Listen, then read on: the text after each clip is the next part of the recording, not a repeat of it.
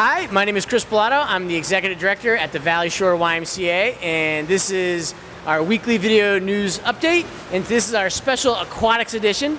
I have Heather Houston, our Aquatics Director, and Kyle Jones, our Assistant Aquatics Director, with me today. Heather is going to talk a little bit about some of the programs we do in our two pools. Well, of course, you know all about our swim lessons, but we also have our competitive swim team, the Valley Shore Y Marlins. They're in championship season right now. They had 20 kids at regionals this past weekend, and 10 more are attending age group championships this coming weekend.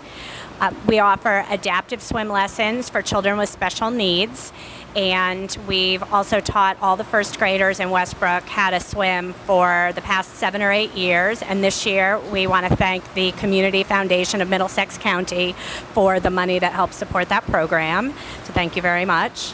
And this fall we are going to be offering a new program for people who are facing joint replacement or recovering from joint surgery, and that'll be both land-based and water exercise, and we're working on that with Middlesex Hospital. That should be ready in the fall. Great, thank you, Heather.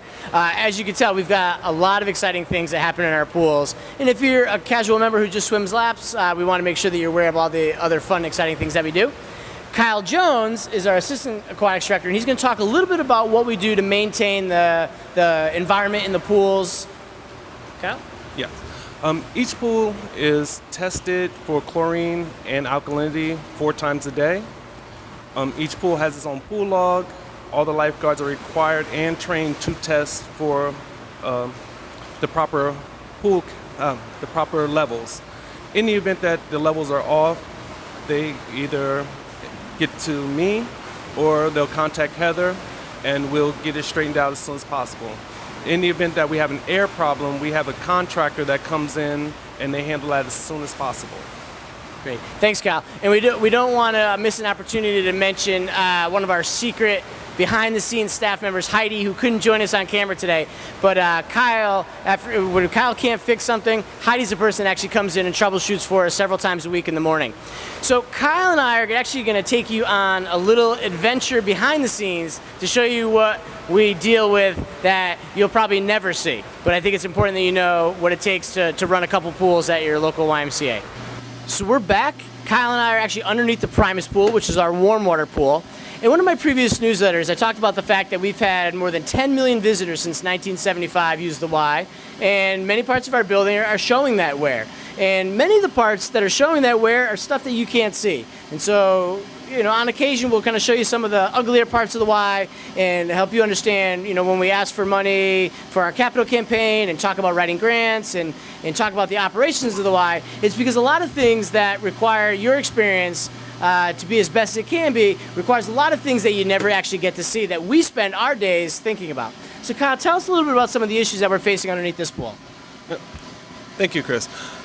Okay, we're standing underneath the warm pool, and I don't know if you can see this right here to my left.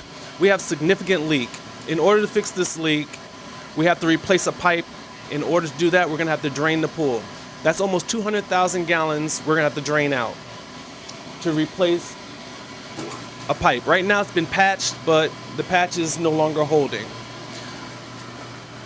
On the side of Chris, thank you. Next to Chris, we have the CAT controller, which is our chemical controlling computer. This system balances the amount of chlorine that goes into the water. It balances out our pH. And this system no longer works. What we've been doing lately is manually adding chlorine and adding acid to keep the pH under control. So that system definitely has to be replaced. And behind us, we have a drainage area that's not working as well as it should. The sub pump that's out there has broken down and we need to replace it. Great. So I do want to say that these are the issues that we face every day. And in order for us to kind of make do for all the things that aren't working properly, it's very staff intensive and labor intensive. We do have the pool inspected on an annual basis by the local health department. They actually came out yesterday and we had wonderful scores and we're doing everything we need to do. But really, this should all work without a lot of attention. we should be able to do our readings and things should work, but that's not the case.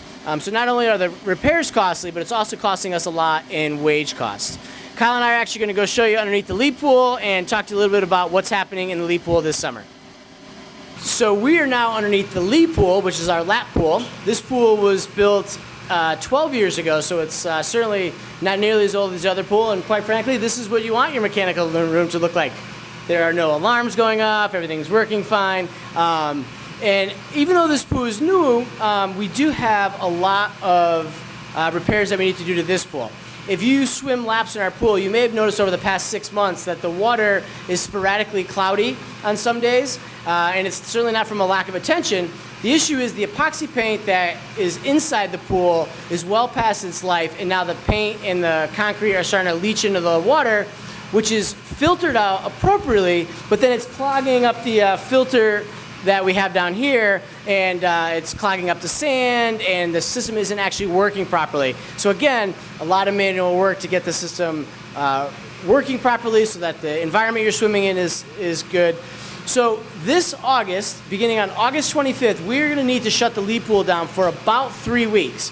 We need to drain the pool and let it dry for a couple of days, apply the paint product, which takes several days to cure in the between coats, and then we need to refill the pool and then retreat the pool with chemicals. You're certainly welcome to use the Prymas Pool, but we know for a lot of our lap swimmers that pool is going to be just too warm. So you are welcome to use your YMCA membership at any YMCA in the state of Connecticut.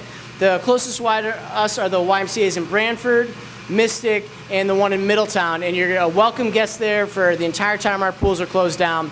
And certainly more information to follow. But the reason it's going to take so long is because it's a significant repair that needs to happen in order for us to protect the integrity of our newest pool, to make sure that the next generation of YMCA members over the next 15 years or so have a really good experience.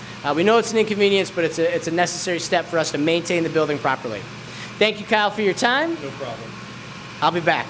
The last thing I want to mention about our pool project is that we hope to put 5 or 6 changing stalls on the pool deck of the Prymas Pool, which is our warm water pool, for parents to quickly change their kids in and out of their bathing suits before and after lessons, because we know there is a logjam at the changing room and in the men's and women's locker room. We think this will be a great addition to the services we provide and make everyone's experience a lot more pleasant.